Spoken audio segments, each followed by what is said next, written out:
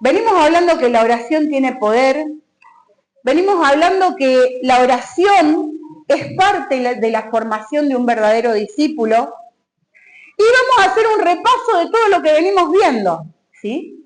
Lo primero que vimos es que necesitamos morir a la autosuficiencia. Yo sé que acá no hay ningún autosuficiente, que nosotros solamente dependemos de Dios, que no nos cuesta hacer las cosas con nuestra fuerza, pero para eso tenemos que ir al lugar secreto. Pero en el lugar secreto también descubrimos que tenemos que morir al orgullo, porque todos los que estamos acá somos unos orgullosos. Mirá el que tenía al lado de que algo de orgullo tenés. ¿Sí? Así con ese tonito se lo tiene que decir. Pero cuando entramos en el lugar secreto, Dios empieza a ordenar nuestras prioridades. ¿Para qué? Para poder ponerlo en primer lugar. Así como decía Caro, esto de que David, ¿qué hizo? Realmente él quiso poner en primer lugar. Esto que decía Romy, ¿qué quiso hacer? Entrando ahí, sabiendo que vamos a alabar, poder ponerlo en primer lugar, la disposición de nuestro corazón. Pero solamente eso lo podemos hacer en el lugar secreto. Y hay algo más que debemos saber, que debemos aprender, pero por sobre todo que debemos practicar. Porque vieron que es fácil sentarse acá, hablar la palabra, desde su lado también, hablar la palabra es fácil. El tema es poner por obra la palabra, ¿sí? Y la oración no solamente transforma al individuo, a la persona, sino la oración también transforma a la iglesia.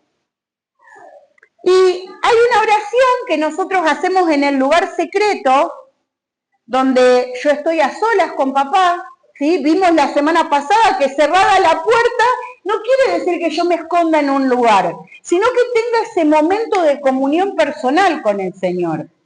Entonces, ahí me doy cuenta que estoy a solas con papá, pero también hay otra dimensión en la oración.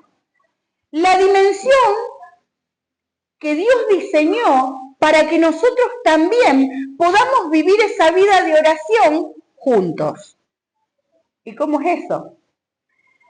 Porque hay batallas que nosotros tenemos que enfrentar solos, pero hay batallas que nosotros tenemos que enfrentar en unidad. Y muchas veces, ¿saben qué? Nos gusta aislarnos. ¿A cuánto le gusta andar solito por ahí? El llanero solitario. Ese nos gusta aislarnos, ¿sí? Pero hay momentos en que nosotros necesitamos dejar de decir yo oro solo y comenzar a decir necesitamos orar juntos. Y esto no estoy hablando solamente en la iglesia, esto estoy hablando en la familia también. Esto estoy hablando en poder orar 2 o 3, el Señor está ahí con nosotros, ¿sí? Y necesitamos orar juntos. ¿Cuántos saben que hay oración? Ustedes saben que los martes acá hay discipulado. El discipulado es parte importante de la iglesia porque es donde cada obrero empieza a estar en comunión con otro obrero y vamos caminando juntos para llevar la iglesia adelante, porque la iglesia no la llevo yo sola. Y esta semana hubo poco, pero la pregunta la hice igual porque yo iba con una pregunta. Y quiero hacerle esta pregunta a la iglesia. Primeramente, ¿cuántos saben que hay oración? Hace casi un mes que venimos teniendo oración de lunes a viernes. Ahora la pregunta está, pensar, ¿cuántas veces viniste a la oración? No hace falta que me respondan, ¿sí? ¿Cuántas veces vos dispusiste tu corazón para decir, voy a orar con mi hermano? Porque la oración es un instrumento para que nosotros podamos ser bendecidos. ¿A cuántos le cuesta orar? A todos nos cuesta orar. Entonces esto es una herramienta para que nosotros nos podamos unir y buscar el rostro de Dios. Y ustedes saben que Hechos 12 nos presenta una serie de situaciones. La iglesia primitiva, la iglesia que dejó Jesús. Y esta iglesia está atravesando una crisis terrible. No sé si alguna vez en tu vida atravesaste crisis en el matrimonio, en la casa, con los hijos, con la economía. Bueno, pero esta iglesia estaba atravesando una verdadera crisis. Herodes, que era el rey, comienza a perseguir a los cristianos. Y no comienza como en el trabajo, ay, mira el pastorcito. Viste que vos vas al trabajo y te mira el pastorcito. Esa no era la persecución. La persecución de esta iglesia era que vos decías que era cristiano y te mataban. Esa era la real persecución. Y estaba pasando esa crisis que Herodes empezó a querer matar a los cristianos, y Jacobo fue uno de los 12 que murió primero. Él fue muerto y ahora Pedro estaba siendo encarcelado. Y cuando Pedro estaba siendo encarcelado, todo humanamente indicaba que él iba a morir, que su destino era el mismo que Jacobo. Vos imagínate, la iglesia de ese tiempo no tenía poder político, no tenía ejército, no tenía influencias, porque viste, a veces las influencias vos decís, bueno, me la acomodo por ahí, pero no, la iglesia no tenía influencias para liberar a Pedro. No podía la iglesia entrar a la cárcel y sacarlo, pero hay algo que sí podían hacer. ¿Sabe qué podían hacer? Unirse a orar. La iglesia se unió a orar con un propósito. Y vamos a leer Hechos 12:5. Dice así: así que Pedro estaba custodiado en la cárcel. Y yo te cuento que esta custodia no era cosa ligera. Cada guardia tenía 4 soldados romanos. La guardia que custodiaba tenía 4. O sea, 4 por 4, 16 soldados romanos custodiando la cárcel para que Pedro no se vaya. Más eso, tenía 2 soldados a los costados, más eso, tenía 2 soldados más en cada puerta. Entonces imagínate que eran más o menos 18 soldados custodiando a un hombre que iba a ser muerto. Y dice, así que Pedro estaba custodiado en la cárcel, pero la iglesia, ¿qué dice? Hacía sin cesar oraciones a Dios por él. Pedro estaba preso, pero la iglesia estaba orando.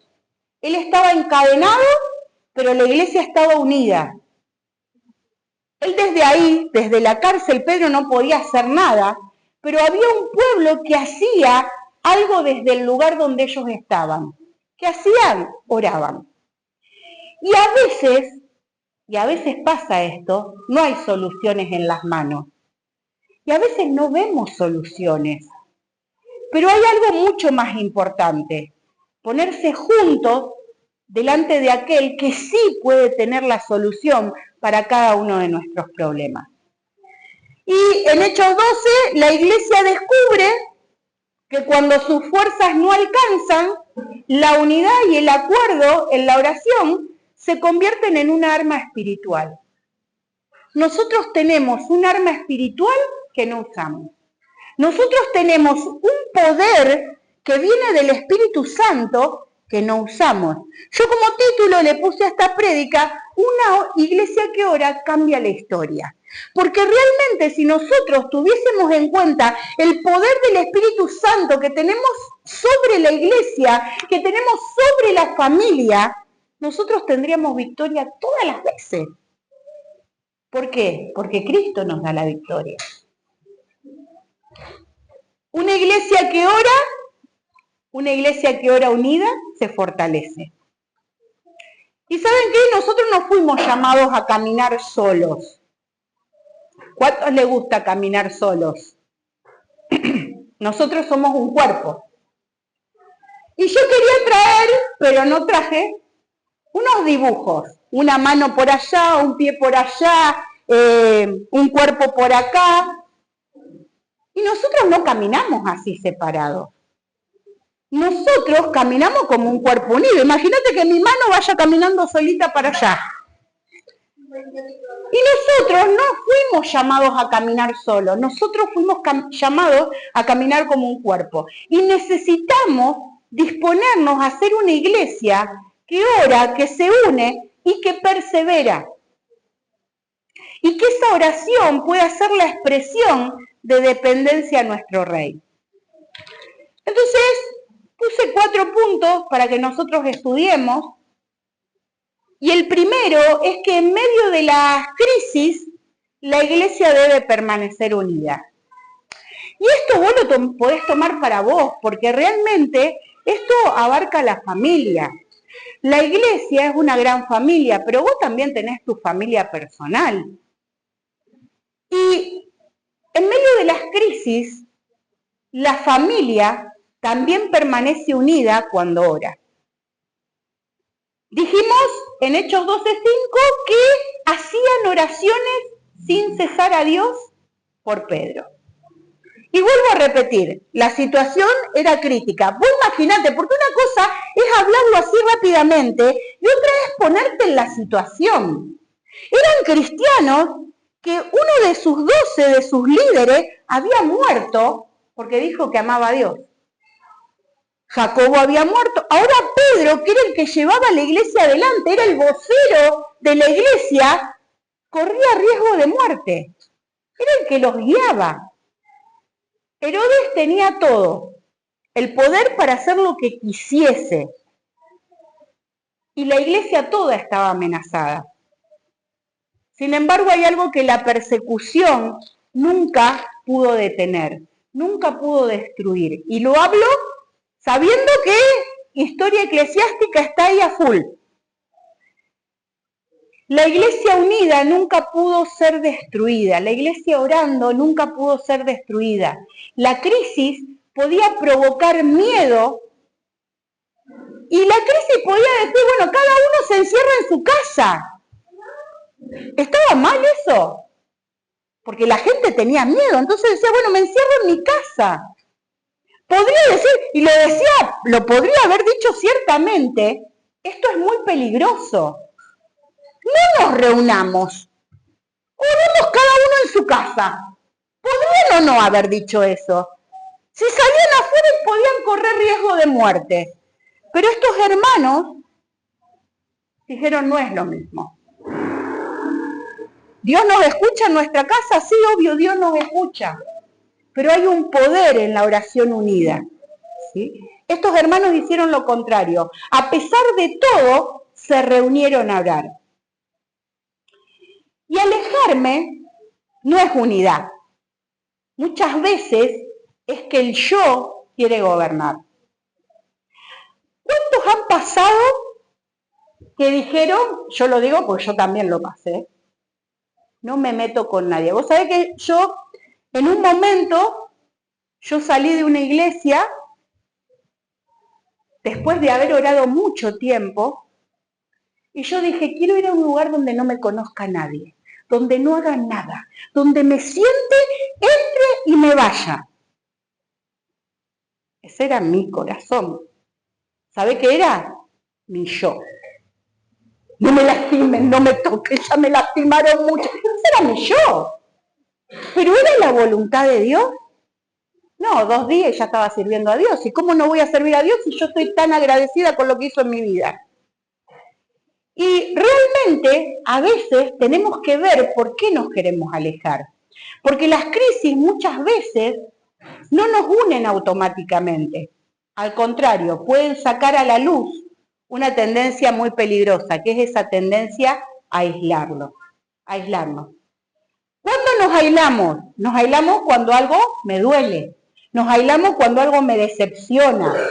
Me aíslo cuando no estoy de acuerdo con algo. Cuando estoy atravesando dificultades. ¿Y sabes qué es lo que puedo pensar? Mejor me alejo. Yo no necesito de nadie.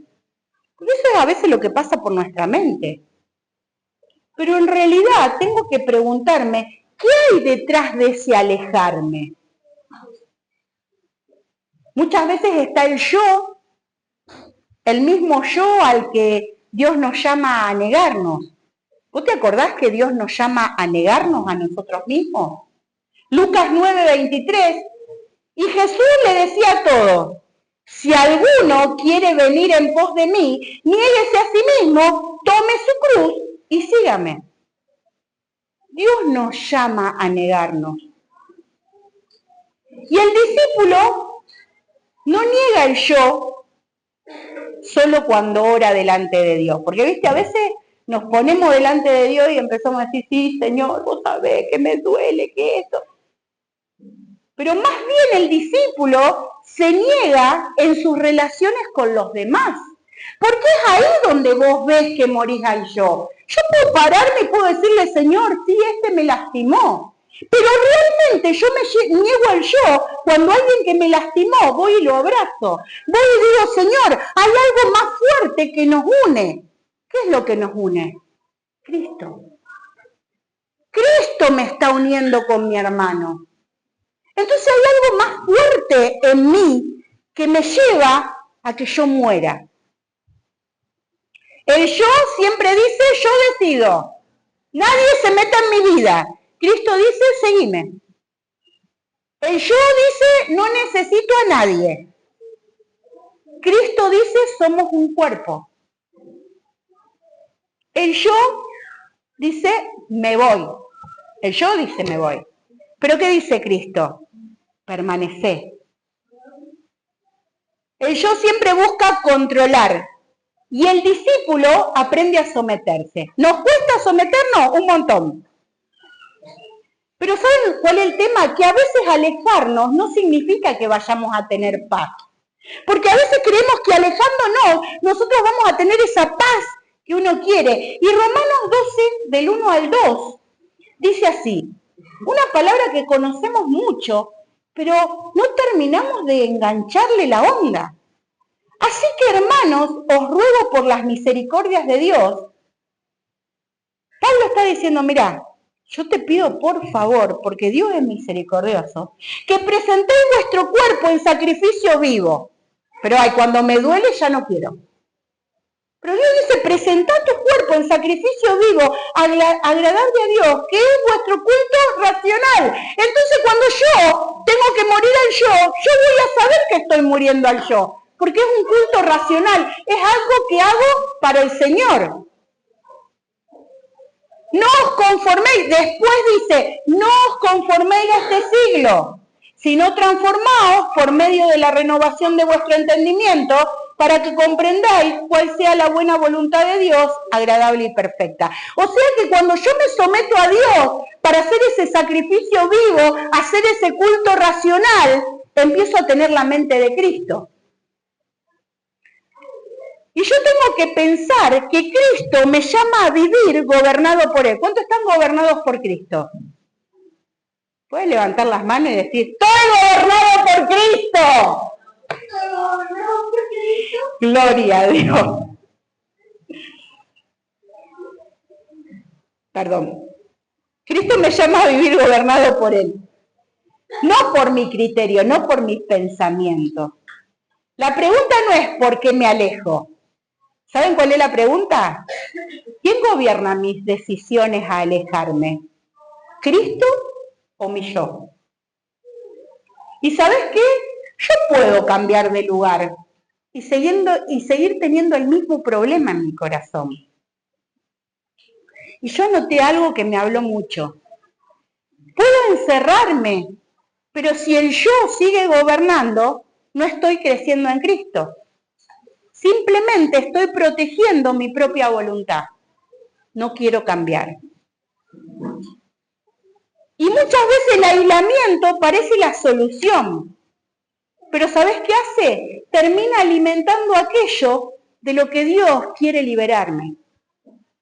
Porque cuando hay una situación, Dios quiere liberarme de algo. Efesios 4, del 1 al 3, dice, yo pues preso en el Señor, os ruego que andéis como es digno de vuestra vocación. ¿Cuántos tienen una vocación acá? Yo no sé ustedes, pero yo fui llamada por Cristo. Esa es mi vocación. Dios me llamó, me rescató, me salvó. Yo tengo una vocación. Entonces dice, Pablo estaba preso y les ruega que anden dignos como es ese llamado que tuvieron. Y después dice, con toda humildad, ¿somos humildes? Con toda mansedumbre, ¿somos mansos? Y después dice, soportándonos con paciencia los unos a los otros. ¿Estás soportando al otro con paciencia? ¿Estás soportando a tu esposo, a tu hija? ¿Estás soportando a tu hermano con paciencia? Eso es lo que nos manda el Señor. Soportaos con paciencia los unos a los otros. Y mirá lo que dice después. Solícitos. ¿Qué quiere decir solícito? A mí Romy no me importa lo que haga. Porque Dios me habla a mí, la palabra me habla a mí. Yo tengo que estar solícita, yo tengo que estar pronta, yo tengo que estar preparada. ¿Para qué? Para guardar la unidad del espíritu en el vínculo de la paz. Entonces, si yo sé que mi hermana tiene algo contra mí, ¿qué voy a hacer? Voy a estar solícita en guardar el vínculo de la paz. Voy a ir y voy a hacer algo para solucionar eso. Es re fácil decirlo, pero hay que hacerlo. Y la unidad requiere algo que al yo no le gusta, porque al yo no le gusta la humildad. El yo tiene el no querer escuchar. ¿Cuántos constantemente vienen a decirle algo y pones una barrera y te defendés? Muchas veces cuando vienen y te dicen algo, hasta yo, a veces vienen y me dicen algo, yo pongo la barrera y me defiendo. ¿Por qué? Porque no escuchamos. Muchas veces no perdonamos. Muchas veces no sabemos pedir ayuda. No sabemos reconocer que me equivoqué. No sabemos orar por otros y que otros oren por mí. No todo alejamiento es dirección de Dios. A veces es orgullo disfrazado. ¿Y sabés cómo se disfraza el orgullo? Porque esta frase la escuché mucho. No, me corro porque tengo que cuidar mi corazón. ¿Cuántos escucharon esa frase? No, yo tengo que... Y ese es orgullo disfrazado, hermano. O yo hago lo que quiero porque es mi vida. Pero ¿sabés cuál es el tema? Si vos hoy estás sentado acá, es porque ya no es tu vida. Esta que está acá ya no es mi vida. ¿Por qué? Porque fue comprada por Cristo. Entonces ya no es mi vida. Ya no se trata de mi vida, sino de una vida que fue entregada a Cristo. Gálatas 2:20. Con Cristo, juntamente estoy crucificado. ¿Y qué dice? Ya no vivo yo, ahora Cristo vive en mí. Y lo que vivo en la carne, lo vivo en la fe del Hijo de Dios, el cual se entregó a sí mismo por mí. Me amó y se entregó a sí mismo por mí. Entonces, acá ya no es me aparto para que no me lastime el corazón. Si yo no tengo mi corazón, ahora es el corazón de Cristo. ¿Y Cristo? ¿Qué hace Cristo? ¿Lo mismo que nosotros? Cuando Cristo gobierna, aprendo a caminar en unidad con el cuerpo. La unidad no es tener el mismo problema, porque a veces pensamos que como el otro tiene un problema más grande o más chico que el mío, no puedo caminar en unidad. Y fíjate que Pedro estaba en prisión y su problema se convirtió en el motivo de oración de todos. Y realmente eso es la unidad. La unidad es saber que hoy no vino alguien y no esperar que la pastora llame. La unidad es decir, che, ¿qué le habrá pasado a mi hermano? Porque la Biblia dice, ¿sos guarda de tu hermano? Sí, hermano, yo soy guarda de mi hermano. Yo soy guarda de mi hermano porque a eso me puso Cristo. Esa es la vocación que Dios me dio. Esa es la vocación que vos tenés. ¿Y la estás cumpliendo? Romanos 12:15 dice, gozaos con los que se gozan y llorad con los que lloran. ¿Podés abrazar a alguien y decir te entiendo y llorar con esa persona? ¿Acompañarla a lo mejor en silencio? Gálatas 6:2 dice, sobrellevad los unos las cargas de los otros y cumplí así la ley de Cristo. Para cumplir la ley de Cristo yo debo ayudar a mi hermano en sus cargas y a lo mejor no lo puedo ayudar económicamente, pero sí puedo unirme en oración. Puedo decirle, hermano, vení. ¿Saben qué les decían los hermanos? Che, cuando venís acá, encárgate de llamar a alguien que sepas que está mal y decirle, vení, vamos a orar. Vení, acompáñame, animá a tu hermano. Porque en la oración hay victoria. No todo lo que enfrenta mi hermano me afecta directamente. Pero si somos un cuerpo, no puedo ser indiferente al dolor de mi hermano. ¿Sabes qué me pasó los otros días? Me levanté y me dolía este dedito. El más chiquito e insignificante. Este huesito me redolía. Pero me dolía. Y yo hacía así con la mano y me dolía el hombro. Y hacía así con la mano y me paraba y me dolía la pierna. Este huesito insignificante. Si somos un cuerpo, lo que le afecte a mi hermano me tiene que afectar a mí. Me va a doler a mí.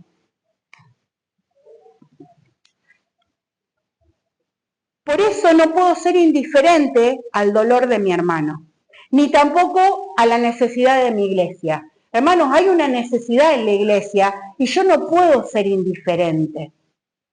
La casa donde Dios me plantó, yo tengo que amar esta casa donde Dios me plantó. No fue por casualidad que vos viniste acá y dijiste, ay, mira esa cortina, qué fea, que voy a pasar a ver si la puedo arreglar. No, Dios te plantó en este lugar. ¿Para qué? Para que vos puedas ser de bendición. ¿A quién? ¿A mí? No, a muchos. Porque acá la iglesia la hacemos todos. Acá somos todos la iglesia. Si mi hermano está luchado, yo voy a estar con él.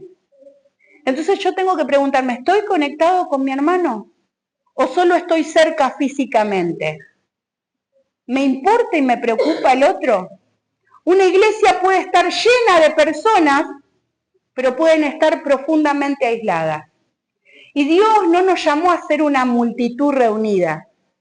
Dios nos llamó a ser un cuerpo unido. Entonces yo tengo que preguntarme, ¿realmente me estoy uniendo al cuerpo? Porque es fácil decir no hay unidad. Es fácil decir está todo mal. Pero ¿qué estoy haciendo yo para que mejore? Porque yo creo que si Dios te está mostrando algo, ¿para qué es? ¿Para que te alejes? ¿O para que trates de hacer algo para solucionarlo? ¿Cómo te estás uniendo a tu hermano? ¿Cómo estás uniendo la iglesia? La fe me hace creer que Dios hace lo imposible. Pedro preso, encerrado, soldados vigilándonos, cadenas, puertas cerradas. Humanamente era imposible. Pero la iglesia decidió llevar eso que era humanamente imposible, esa situación, unánimes al Señor. Todos en un mismo espíritu, orando por lo mismo. La oración me hace reconocer mi limitación y me permite ver la capacidad de Dios para obrar de maneras maravillosas. Jeremías 32, 27 dice, he aquí que yo soy Jehová de toda carne. ¿Habrá algo que sea imposible para mí? ¿Vos creés que hay algo imposible para Dios? La oración significa, yo no puedo, pero vos sí podés, Señor. Cuando yo me voy a orar, le estoy diciendo, Señor, yo con mi fuerza no puedo, pero vos podés solucionar esto más rápido que yo. La fe siempre busca a Dios y descarta las estrategias humanas. Yo no sé ustedes, pero de estrategias humanas, ¿sabe cuánto conozco? Cantidad. Pero la fe empieza a decir, Señor, vos lo vas a hacer. No sé cómo, pero vos lo vas a hacer. Vos te vas a mover. Esto que yo no creo, no puedo, no sé, vos algo vas a hacer. Y Dios puede abrir puertas que nosotros no podemos. Y mira, vamos a seguir leyendo Hechos. Hechos 12, del 7 al 10. Dice, y he aquí, Pedro en la cárcel, con cantidad de soldados. ¿Y sabés qué hacía Pedro? Dormía. Porque la palabra dice, en paz me acostaré y asimismo dormiré, porque solo tú, Jehová, me haces dormir confiado. Y él aún en medio de la situación, en medio de la cárcel, en medio de las cadenas, en medio de los guardias que tenía a su alrededor, él podía estar durmiendo. Y aquí que se presentó un ángel del Señor y una luz resplandeció.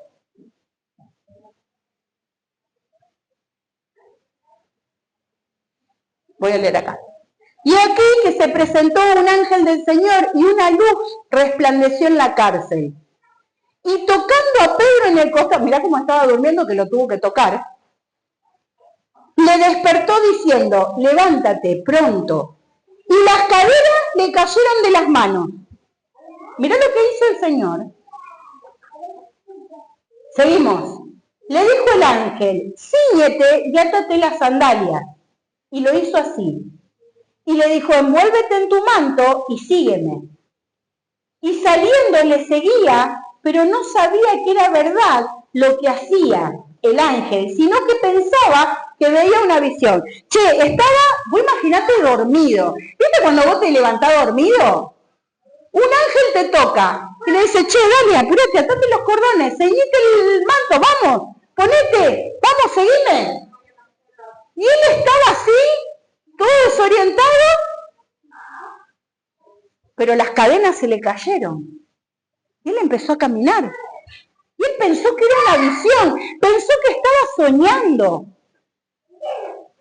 Y saliendo le seguía, pero no sabía que era verdad lo que hacía el ángel, sino que pensaba que veía una visión. Habiendo pasado la primera y la segunda guardia, ¿te acordás cuántos te dije que eran? Habiendo pasado esa guardia, llegaron a la puerta de hierro que daba a la ciudad, la cual se les abrió por sí misma. Y salidos, pasaron una calle, y luego el ángel se apartó de él.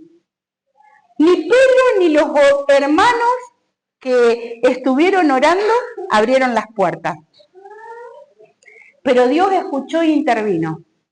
Cuando nosotros oramos en unidad, Dios escucha e interviene. Y hay puertas que no se van a abrir con estrategias humanas. Hay momentos que solo podemos permanecer delante de Él y decir, Señor, tenés que intervenir vos. Jesús en Mateo 19, 26 dice, y mirando Jesús les dijo, para los hombres esto es imposible, mas para Dios es posible. No hay nada que sea imposible para Dios. No sé cuál es tu imposible. No sé cuál es la situación que vos podés estar pasando que decís, esto es imposible. Pero cuando te dispones a orar en unidad, el Señor puede hacer maravillas. Mira lo que hizo. Y muchas veces nosotros buscamos esa estrategia humana, y lo digo por experiencia, hermano, porque ¿sabés qué? Nosotros buscamos la solución rápida. Nosotros queremos la solución ya. Y entonces empezamos a analizar qué puede ser lo mejor, o dónde podemos presionar mejor, o cómo podemos manipular mejor para que se haga nuestra voluntad y no la voluntad del Señor. La oración siempre cambia la perspectiva, no porque niegue la realidad, sino porque coloca esa realidad que yo estoy teniendo delante de Dios que está por encima de esa realidad. 3. Una iglesia que ora unida, puede ver la mano de Dios. Y este detalle es hermoso, porque la iglesia estaba orando y Pedro es liberado milagrosamente. ¿Vos te imaginás? Imagínate eso por lo que venís orando. Saben que yo hacía esto y yo decía, Señor, si nosotros entendiéramos el poder que hay en la oración de la unidad, ya tendríamos ese lugar para nosotros. Si nosotros entendiéramos el poder que hay en la unidad de la oración, estos asientos no estarían vacíos. Porque el crecimiento lo trae Dios. ¿Pero cuándo? Cuando hay una iglesia unida que ora. Cuando hay una iglesia fortalecida. Cuando hay una familia que está orando unida. Cuando hay hijos que ven a su papá y a su mamá que están clamando por eso que necesitan. Cuando esos hijos ven que los milagros vienen porque su papá y su mamá empezó a clamar. Cuando podemos ver que el Señor abre las puertas milagrosamente, porque hubo una oración de un pueblo que se aferró a Él. Una iglesia que ora es hermoso, hermanos, pero es hermoso hacerlo, y muchas veces no lo hacemos. Hoy no me acuerdo si fue, creo que fue Romy, que decía, tenemos que estar con la soga al cuello para buscar de Dios. Tenemos que estar con la soga al cuello para entender que Dios está con nosotros y que Él nos quiere dar una solución, que su voluntad es buena, agradable y perfecta para aquellos que le aman, para aquellos que le buscan. Y llega Pedro donde estaban todos reunidos, ¿sí? Porque ya se fue, estaba caminando, el ángel desaparece y había una iglesia que estaba orando, ¿sí? Llega Pedro. Hechos 12:11. Fíjate lo que pasó. Dice, entonces Pedro, volviendo en sí, ahora entiendo verdaderamente que el Señor ha enviado a su ángel, porque todavía ni siquiera Pedro lo creía. El ángel había sido enviado y me ha liberado de la mano de Herodes y de todo lo que el pueblo de los judíos esperaba. El pueblo judío esperaba que a Pedro lo maten. Y habiendo considerado esto, llegó a la casa de María, madre de Juan, el que tenía por sobrenombre Marcos, donde muchos estaban orando. ¿Cómo estaban? Orando. ¿Cuántos eran? 2 o 3. Muchos estaban orando. Cuando llamó Pedro a la puerta del patio, imagínate, Pedro debe haber llamado, che, que me abran que me abran.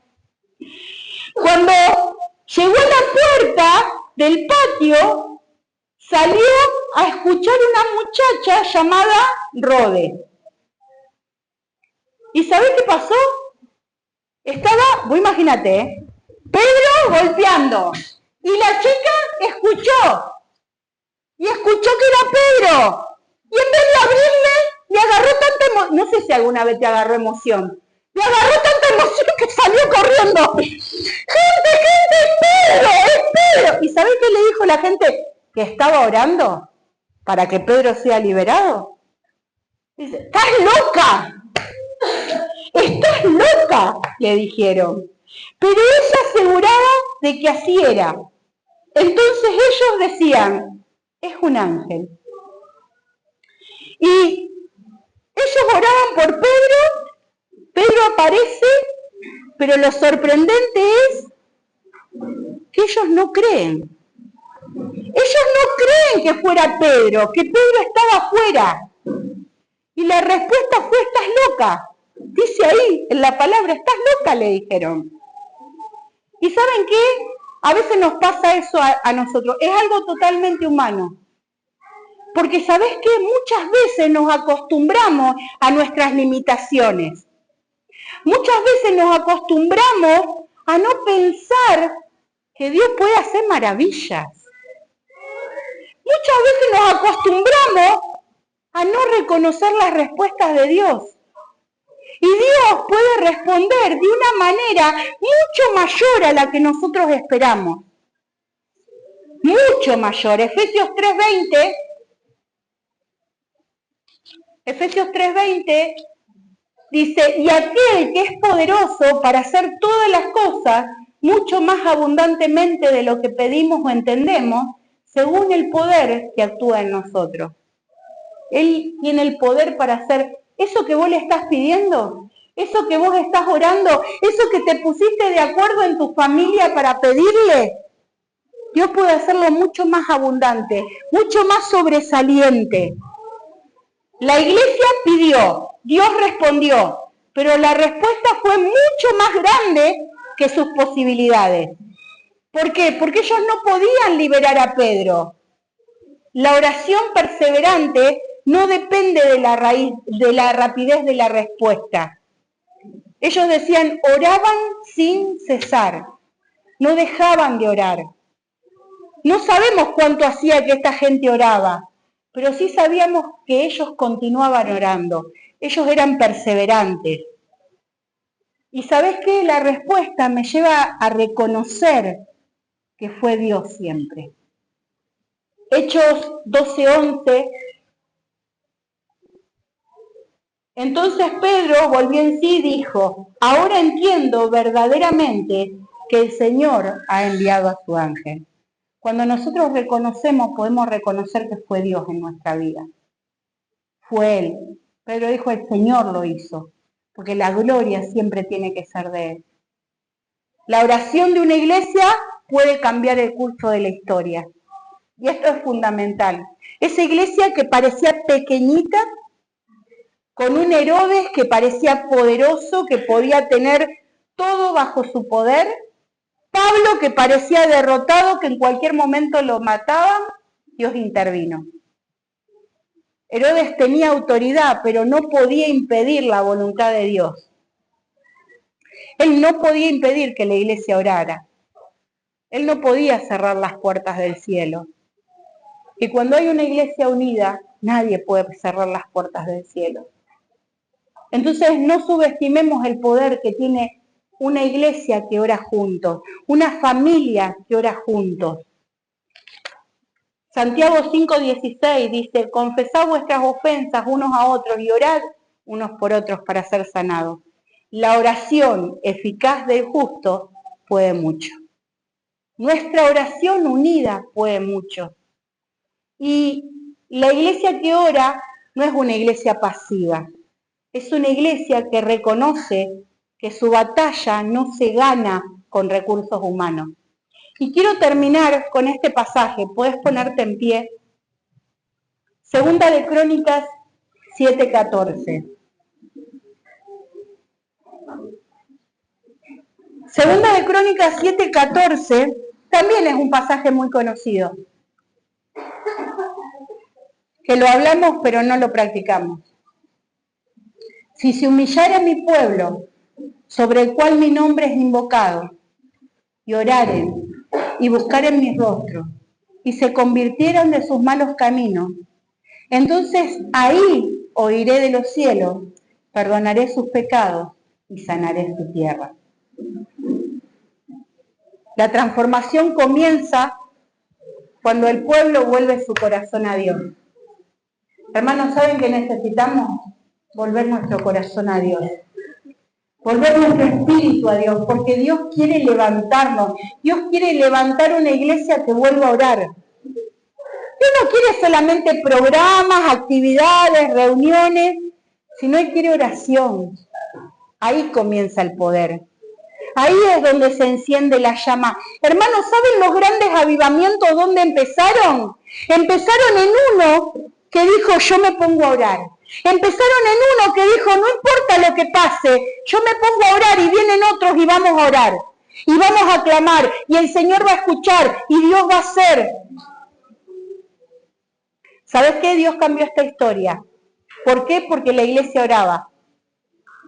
A veces el mayor problema no es que no tenemos recursos, sino que no hay una comunión unida. Una iglesia unida que cambia para cambiar su entorno. Necesitamos cambiar nuestro entorno. ¿Y sabés cómo vamos a hacer la diferencia? Cuando nos unamos en oración. Cuando digamos: Señor, yo me comprometo, yo no pongo excusas. Dios, tengo que venir a unirme con mi hermano a orar, a buscar de tu presencia. Tengo que tener un compromiso. Señor, yo tengo que mirar mi familia. Tengo que buscarte en oración para que mi familia crezca, para que mi familia se fortalezca, para que mis hijos conozcan tu camino. Y yo les quiero pedir que puedan cerrar sus ojos